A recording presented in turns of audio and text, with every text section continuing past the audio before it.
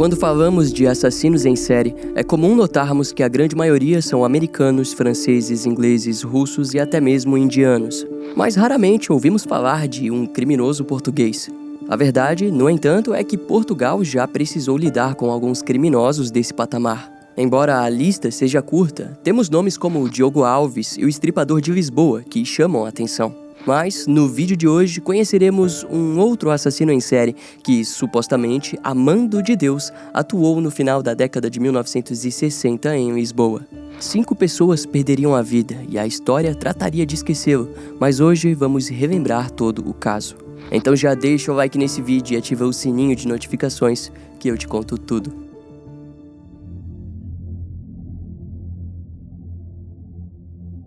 Em meados de 1970, as autoridades de Lisboa estavam investigando um caso peculiar. O torso de José Pedro dos Reis foi encontrado na região da cidade de Seixal. De acordo com as investigações, possivelmente ele teria viajado dentro do rio Tejo, que o levou até uma das cidades vizinhas. Na autópsia ficou evidente que o criminoso tinha usado lâminas grosseiras para separar os membros do tronco. Em suas mãos, os investigadores notaram que o assassino teve o cuidado de raspar as pontas dos dedos da vítima para evitar impressões digitais, provavelmente com o intuito de atrasar as investigações. Conforme analisaram o crime, mais perceberiam que aquele possivelmente poderia não ser o primeiro homicídio, mas não possuíam vestígios de outros crimes. Quando os familiares e amigos da vítima foram interrogados, os investigadores descobriram que José tinha uma rixa com um dos seus sócios, conhecido na região como Zé Borrego, de 43 anos. O sujeito foi imediatamente levado para interrogatório, onde se provaria ser um suspeito um tanto quanto digno de atenção. Mas antes, vamos descobrir um pouco sobre ele. José Domingos Borrego, mais conhecido como Zé, era um homem com uma história miserável. Em seus primeiros anos de vida, ele foi abandonado por seus pais na cidade de Penamacor, em Portugal. Aos 9 anos de idade, se tornou pastor de ovelhas. Como forma de conseguir mais dinheiro, Zé costumava trabalhar todos os dias até a meia-noite em trabalhos extras. Mas, em algum momento, o seu senhorio o abandonou e ele não conseguiu mais encontrar ovelhas para cuidar. Sem casa, Zé dormia em currais de fazendas vizinhas e comia os restos que encontrava nos arredores dos locais. Conforme crescia, ele passou a pesar 90 quilos e recebeu o apelido de Mão de Lobo, devido ao tamanho anormal de sua palma que o garantia fazer trabalhos como ninguém. Ao longo de sua vida adulta, Zé trabalhou em diversas áreas como construção civil, vendedor de itens em feiras ou em mercados. Nos próximos anos, ele viveria a sua vida longe de qualquer tipo de confusão, sendo um homem quieto e trabalhador. Por volta dos seus 40 anos, ele se tornou um vendedor ambulante da região de Lisboa e vizinhança, onde de vez em quando fazia sócios para conseguir arrecadar mais dinheiro. E foi dessa forma que ele conheceu homens como José Pedro dos Reis e Lionel Abrantes da Cunha. No entanto, o que ninguém sabia era de que, enquanto o tempo passava, algo obscuro e poderoso ficava cada dia mais forte em Zé. E tal impulso só encontraria quietude com a morte de outras pessoas. Enfim, voltando para o presente, ao ser levado para interrogatório, o suspeito compartilhou uma história repleta de antipatia. Zé contou aos investigadores que um dia o seu sócio José não quis devolver o dinheiro que ele havia o emprestado e eventualmente uma briga se iniciou por conta daquilo. Segundo o relato do suspeito, o seu sócio teria jogado o dinheiro em sua cara e o mandado enfiá-lo naquele lugar. No entanto, Zé se irritou com o comportamento do homem e agarrou ele pelo pescoço. José não morreu imediatamente com um estrangulamento e, para terminar com o ato, o suspeito procurou por uma pedra e esmagou seu crânio. Após alguns minutos, Zé entrou em pânico por não saber como faria para se livrar do corpo. Até que, com a ajuda de uma serra, ele começou a cortar os membros da vítima em vários pedaços. O tronco foi posto em um saco plástico e os membros decapitados em outro, para depois colocar as partes dentro de uma mala de madeira. Para evitar que José fosse identificado, Zé retirou os olhos e as orelhas da vítima, bem também como cerrou suas digitais. No dia seguinte, ele levou a mala até uma lixeira municipal na cidade de Paço de Arcos, onde jogou a cabeça, braços e pernas da vítima. Ao retornar, Zé foi até a margem sul do rio Tejo, na Quinta de São João, em Lisboa, e descartou a segunda metade do corpo dentro de um vaso teoricamente vazio. Mas, de alguma forma, o tronco acabou viajando pelas margens do rio até parar na cidade de Seixal. E diante a confissão, as autoridades recolheram as impressões digitais de Zé e buscaram por impressões digitais nas armas do crime, conseguindo assim a comprovação do ato. Inicialmente, os investigadores lidaram com o evento como um crime isolado, mas em pouco tempo notaram as semelhanças com o caso de assassinato do alfaiate Lionel Abrantes da Cunha. O corpo foi encontrado na região de Setúbal e apresentava sinais de espancamentos, mas a característica mais horrível era o fato de que o agressor tinha desmembrado o corpo. Na época, a única pista não compartilhada com o público era de que algumas testemunhas tinham visto a vítima caminhando ao lado de um homem que, quando comparado com as características físicas de Zé Borrego, abriu a possibilidade do seu envolvimento. E para surpresa das autoridades, ele não se conteve e confessou tudo sobre aquele assassinato.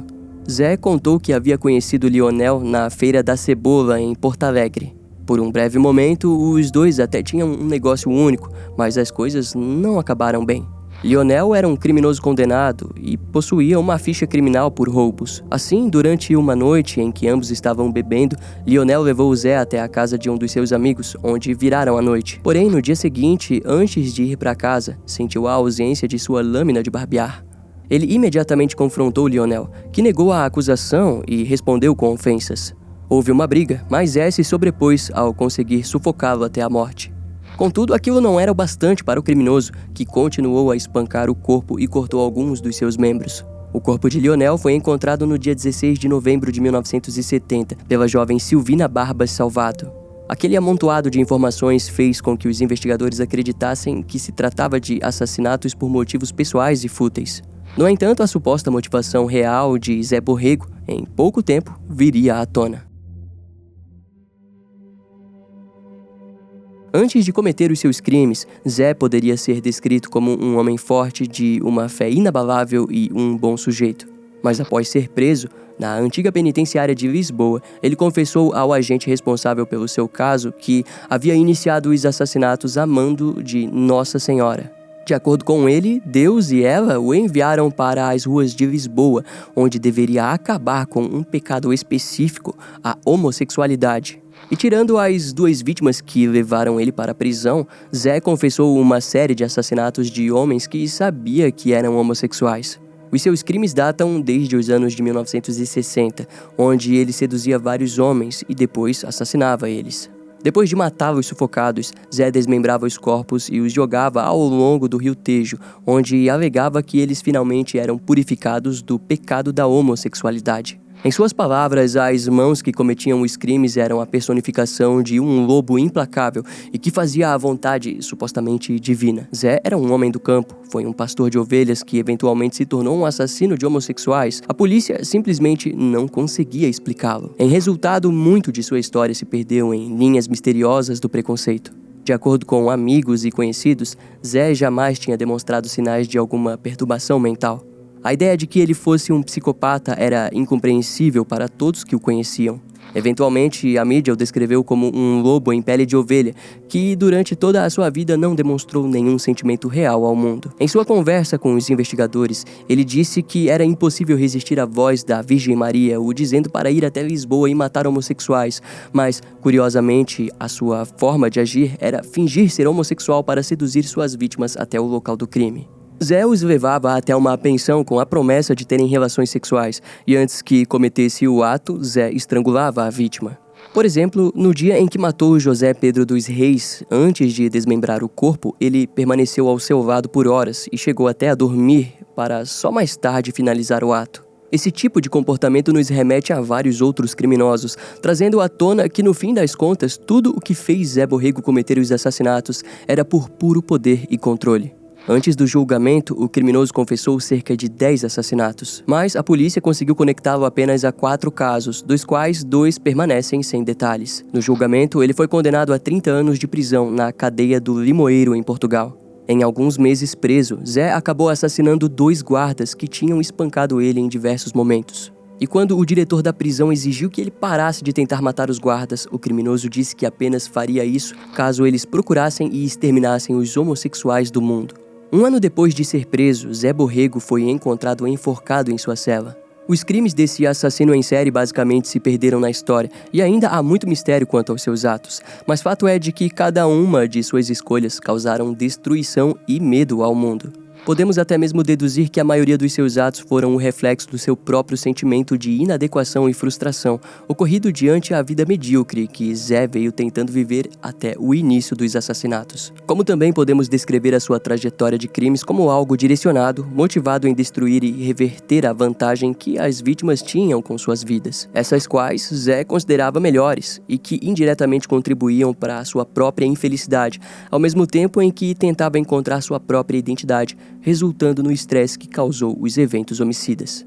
O mistério sobre a sua motivação real continua, e talvez jamais saberemos sobre a condição mental de Zé Borrego no momento dos assassinatos.